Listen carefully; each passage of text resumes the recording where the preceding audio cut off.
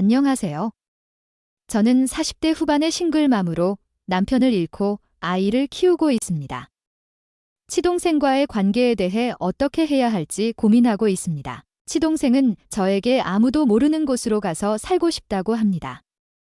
저도 그런 마음이 전혀 없는 것은 아니지만 망설여지는 것도 사실입니다.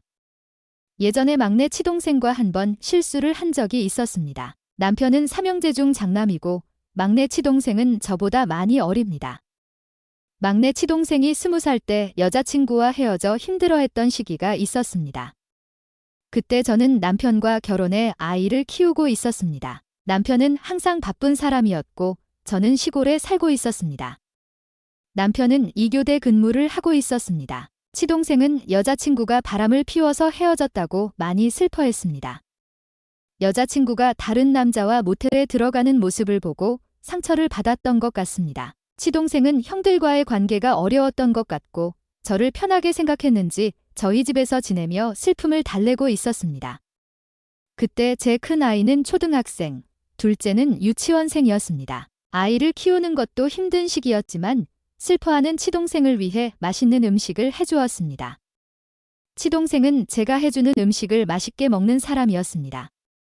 처음 만났을 때 치동생은 중학생이었습니다. 하지만 그때는 마음이 아파서 그런지 맛있는 음식을 해줘도 잘 먹지 않았습니다. 방에만 틀어박혀 있는 치동생이 안쓰러워서 아이들이 학교에 가면 거실로 나오라고 해서 대화를 나누었습니다.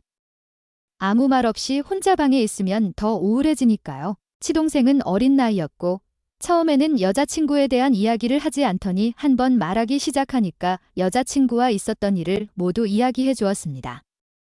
여자친구와 헤어진 이야기를 하면서 울던 치동생이 너무 안타까웠습니다. 그래서 저는 치동생을 안아주었고 치동생은 저를 소파에 눕혔습니다.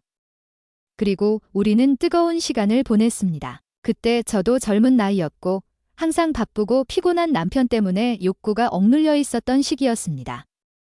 그날 치동생은 집으로 돌아갔고 그 후로 한동안 치동생은 저를 쳐다보지 못했습니다.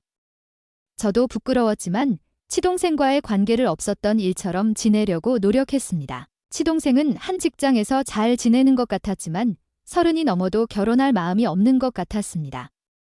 여자친구가 있다는 이야기도 들었지만 결혼에 대한 이야기는 하지 않았습니다. 그렇게 지내던 중 치동생은 결혼할 여자라며 여자친구를 집에 데려왔습니다. 그런데 알고 보니 그 여자는 치동생에게 거짓말을 많이 했다고 합니다. 치동생이 왜 거짓말을 했냐고 따지자 그 여자는 화를 내며 헤어지자고 했습니다. 치동생은 또 한 번 상처를 받아 여자친구를 사귀는 것을 두려워하는 것 같았습니다. 그 후로 치동생은 결혼할 마음이 없다는 말을 자주 했습니다. 시어머니는 40이 다 되어가는 막내 아들을 보며 걱정하고 있었습니다. 3년 전 남편이 과로로 쓰러져 하늘나라로 갔습니다. 그 소식은 정말 충격적이었고 어린아이 둘을 데리고 혼자 어떻게 살아야 할지 막막했습니다. 하지만 시간이 지나면서 조금씩 괜찮아졌습니다. 처음 1년은 남편을 잃은 슬픔에 빠져 있었고 그때 시부모님과 시동생들이 많은 위로를 해주었습니다. 특히 막내 시동생이 큰 힘이 되어주었습니다. 그는 첫 여자친구 때문에 힘들어할 때 제가 그를 도와준 것에 대해 고마워하며 저와 아이들을 보살펴 주었습니다. 덕분에 저는 빨리 기운을 차릴 수 있었습니다. 남편이 죽고 나서 시부모님은 제가 남자를 만날까 걱정하기 시작했습니다. 남편이 회사에서 쓰러졌기 때문에 보상금을 받았지만 집에만 있으면 우울할 것 같아 근처 회사에서 일을 시작했습니다. 시어머니는 제가 언제 퇴근하는지 항상 궁금해하셨습니다. 회식이 있을 때는 시동생에게 아이들을 부탁했는데 그때마다 시어머니는 30분마다 전화를 하셨고 옆에 남자 목소리가 들린다고 많이 물어보셨습니다. 저는 회사 직원이라고 했지만 시어머니는 저를 의심하시는 것 같았습니다. 젊은 여성이 혼자이니 남자를 만날 수도 있다고 생각하셨던 것 같습니다. 제가 재혼을 한다면 아이들을 못 만날 수도 있으니 시어머니 입장에서는 좋은 일이 아닐 것입니다. 막내 시동생은 자주 저희 집에 놀러와서 아이들을 데리고 나가기도 하고 저와 아이들에게 맛있는 것을 사주기도 했습니다. 저는 그에게 너무 고마웠고 그는 항상 저에게 고맙다고 말해주었습니다. 시동생은 첫 여자친구와 헤어졌을 때 안 좋은 생각도 했었다고 합니다. 하지만 제 덕분에 그런 생각을 버릴 수 있었다고 하더군요. 제가 그를 살려주었다고 말했습니다. 혹시라도 그가 우리가 한 실수를 말할까봐 저는 항상 조마조마했습니다. 어느 주말 시어머니가 아이들을 데리고 오라고 하셨는데 저는 토요일에 출근을 해서 아이들만 보내드렸습니다. 늦어져서 집으로 돌아왔고 궁금해하실 시어머니에게 집에 왔다고 전화를 했습니다. 잠시 후 시동생이 저희 집에 왔습니다. 시어머니가 음식을 해주셨다고 시동생이 저를 확인하러 온 것이었습니다. 시동생에게 저녁을 먹었냐고 물었더니 안 먹었다고 해서 우리는 배달 음식을 시켜 함께 저녁을 먹었습니다. 맥주를 마시며 시동생과 대화를 나누었습니다. 제가 시동생에게 빨리 여자를 만나서 결혼해야 하지 않겠냐고 하자 그는 저 같은 여자가 없어서 결혼을 안 한다고 농담을 하더군요. 처음 만났을 때 중학생이었던 시동생이 벌써 40이 다 되어가니 나이가 많아진 제 자신이 처량하게 느껴졌습니다. 시동생은 저에게 외롭지 않냐고 물었습니다. 사귀어보라는 시동생에게 도련님 같은 남자가 없어서 이렇게 말했습니다. 잠시 후 시동생의 전화가 왔고 전화를 한 사람은 시어머니였습니다. 시동생은 시어머니에게 저희 집에서 저와 함께 저녁을 먹고 있다고 말했습니다. 생각해보니 시동생이 맥주를 마셔서 운전을 할 수 없게 되었던 것입니다. 시동생은 어쩔 수 없이 저희 집에서 자야겠다고 했습니다. 그리고 그때 그 일에 대해 저에게 사과하지 못했다고 말했습니다. 그때는 너무 힘들어서 어떻게 사과해야 할지 몰랐다고 하더군요. 저는 시동생에게 우리 둘 다 힘든 상황이었고 한 번의 실수였으니 괜찮다고 했습니다. 시동생의 얼굴을 바라보았고 시동생은 저와 눈이 마주쳤지만 제 시선을 피하지 않았습니다. 저는 시동생에게 그때는 도련님이 먼저 다가왔으니 오늘은 제가 먼저 다가가면 공평하다고 말했습니다.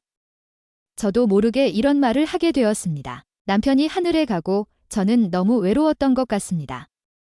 남자친구를 사귀는 것이 두려워서 남자를 피하며 지냈거든요.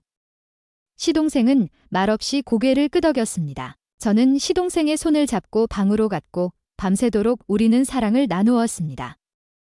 다음 날 시동생은 서로 한 번씩 실수를 했으니 이걸로 끝이냐고 물었습니다. 시동생의 표정은 진지했습니다. 저는 고개를 가로저었습니다. 그날 이후로 저는 시동생과 연인처럼 지내게 되었습니다. 시동생은 자주 저희 집에 와서 자고 갔습니다. 아이들이 잘 때 시동생은 제 방으로 왔고 아무도 시동생이 저희 집에서 자는 것을 이상하게 생각하지 않았습니다. 시어머니는 저를 감시할 수 있어서 시동생이 저희 집에서 자는 것을 좋아했습니다. 아이들이 있으니 저와 시동생 사이에 무슨 일이 생길 거라고 생각하지 않았겠죠. 얼마 전 회사 동료에게 이상한 이야기를 들었습니다. 그 여자는 저보다 5살 많고 얼마 전에 남편을 위해 수술을 했다는 얘기를 하더군요. 그 여자가 수술을 했고 남편이 너무 좋아한다고 했습니다. 저도 한참 생각해봤습니다.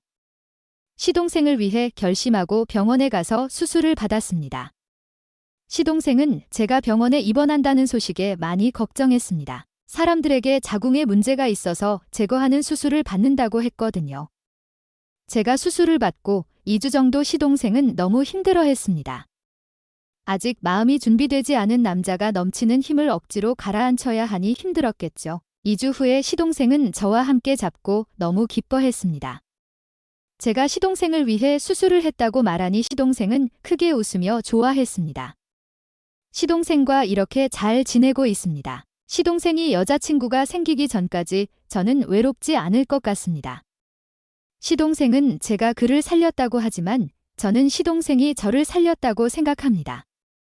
그래서 시동생이 원하는 것은 모두 해주려고 합니다.